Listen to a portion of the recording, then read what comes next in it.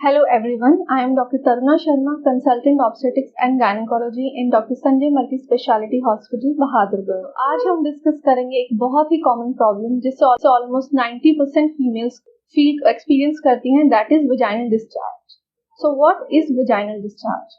Vaginal discharge is basically एक fluid secrete होता है आपकी वजाइना से, जो कि हेल्प करता है कि हेल्दी बैक्टीरिया उसमें ग्रो करें।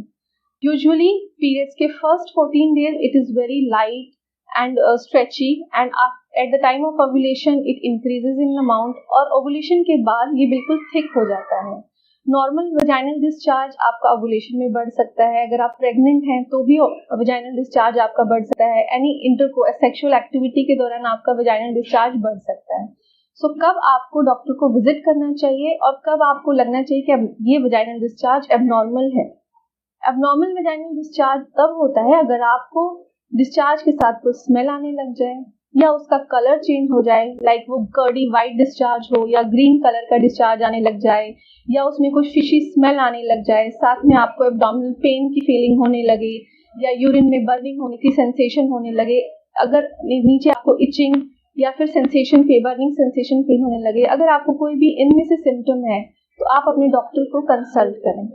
अगर आप अपने डॉक्टर के पास जाएंगे तो they will do a physical examination, पर वेजाइनल एग्जामिनेशन करके दे विल सी कि किस टाइप का इन्फेक्शन है, फंगल है, बैक्टीरियल है, या फिर कोई आपको अर्ली कैंसरस लीजन स्टार्ट हो गया है। ये सब आपको एग्जामिनेशन में डॉक्टर चेक करके बताएंगे और उसके अकॉर्डिंगली ट्रीटमेंट देंगे। This is a very common symptom और बहुत फीमेल इसको एक्सपीरियंस करती हैं। So you go and get yourself tested and you can also go for annual pap smear examination। उससे आपको अगर कोई प्री कैंसरस लीजन होगा तो वो पहले ही डायग्नोज हो जाएगा और टाइमली हो तो आप उसका ट्रीटमेंट करवा सकते हैं।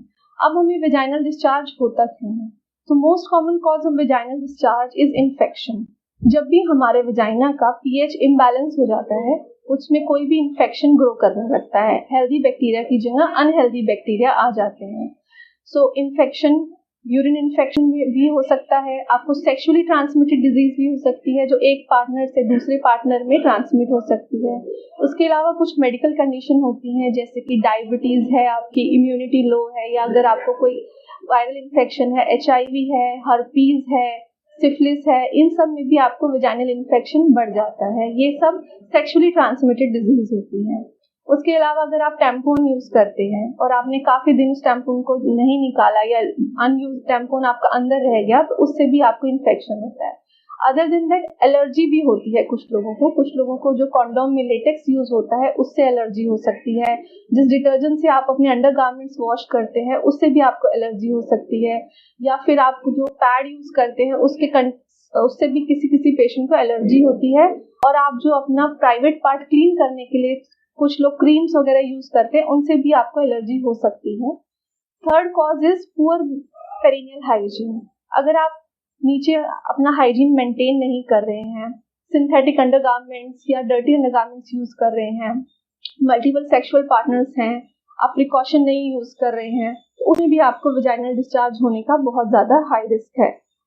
सो आप अपने डॉक्टर के पास जाएं, टेस्ट करवाएं। टेस्ट में हम सबसे पहले एक पैप स्मीयर ले सकते हैं टू सी कि ये कोई प्री कैंसरस लीजन तो नहीं है। उस डिस्चार्ज को कल्चर के लिए भेज सकते हैं देखने के लिए कि इसमें बैक्टीरियल इन्फेक्शन है या फंगल इन्फेक्शन है, या और आपको यूरिन टेस्ट भी कई बार करना पड़ सकता है कि साथ में आपको यूरिन इन्फेक्शन भी हो सकता है। और अगर आपका ये इन्फेक्शन बढ़ गया है, यूट्रस या ट्यूब्स में चला जाए, तो अल्ट्रासाउंड में भी आपको डायग्नोसिस हो सकता है। इसको टाइम पे ट्रीट करा लेना इसीलिए ठीक है कि it can cause other problems like infertility या क्रॉनिक आपको पेल्विक पेन रह सकता है, ये और आपके जाके ट्यूब में कोई गांठ बना सकता है लाइक हाइड्रोसल्फिंग्स। ये सब इन्फेक्शन इससे हो सकते हैं अगर आप इसको टाइमली ट्रीट ना कराएं तो। इसका ट्रीटमेंट बहुत ही सिंपल है, एंटीबायोटिक ट्रीटमेंट देंगे आपको। यूजुअली सारे इन्फेक्शन मिक्स्ड होते हैं तो फंगल बैक्टीरियल सबको कवर करने के लिए ब्रॉड स्पेक्ट्रम एंटीबायोटिक दी जाएगी। 7 to 14 डेज इसका ट्रीटमेंट होता है। अगर आप टाइमली ट्रीटमेंट करा लेंगे तो ये बहुत जल्दी ठीक हो जाएगा। नाउ बहुत लोगों के मन में कुछ मिथ होते हैं जैसे कि हमारे पेट के दर्द का कारण हमारा वेजाइनल डिस्चार्ज है, या हमारे को वेजाइनल डिस्चार्ज से बॉडी में बहुत ज्यादा वीकनेस हो रही है। ये सब वेजाइनल डिस्चार्ज की वजह का कारण नहीं होता। बहुत जब हाई लेवल का वेजाइनल इन्फेक्शन हो, यूट्रस और ट्यूब्स तक पहुंचे, तभी वो बैक एक कॉज करता है। अदरवाइज बैकएक के और भी फीमेल में कॉजेज हो सकते हैं। अदर जैसे आपको प्रेगनेंसी में वेजाइनल डिस्चार्ज नॉर्मल होता है, वो बढ़ जाता है, बस आपको जब कंसल्ट आपके डॉक्टर को जरूर करना है अगर आपको उसमें से कोई स्मेल आए या बर्निंग इचिंग सेंसेशन होना शुरू हो जाए। Now what we should do to prevent this vaginal infection. Number 1, आपको अपने प्राइवेट पार्ट को सिर्फ नॉर्मल ल्यूकवार्म वाटर से क्लीन करना है या बहुत ही माइल्ड सोप से क्लीन करना है। कोई हैवी शैम्पू, परफ्यूम्स या कोई एक्स्ट्रा पाउडर उस पार्ट पे बिल्कुल भी यूज नहीं करने हैं। Always wash from front to back, never from back to front. Always wear a breathable cotton undergarment, don't wear any synthetic undergarments. Don't go for any cream or for removal of your hairs on your private part. And अपना frequent pad change करना है, tampon change करना है during your menstrual cycle.